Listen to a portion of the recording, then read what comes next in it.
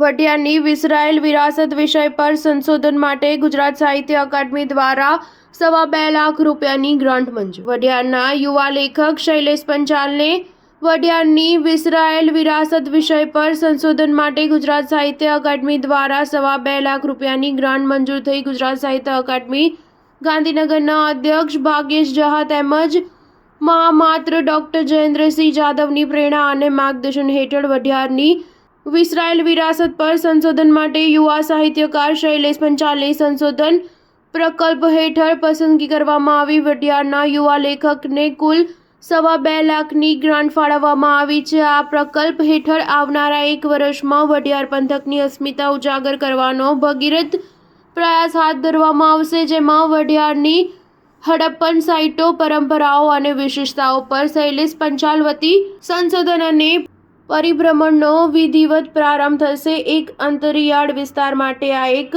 ગૌરવવંતી ઘટના બની રહેશે। તેમજ આ સંશોધન પ્રકલ્પ હેઠળ સમી, હારીજ, શંખેશ્વર અને રાધનપુર તાલુકાના ગામડાઓમાં દરબાયેલ અસ્મિતા ઉજાગર થશે અને પ્રદેશ માટે એક નવા અધ્યાયનો આરંભ થશે। સ્ટાર ન્યૂઝ 7 હંમેશા સચ્ચાઈની સાથે।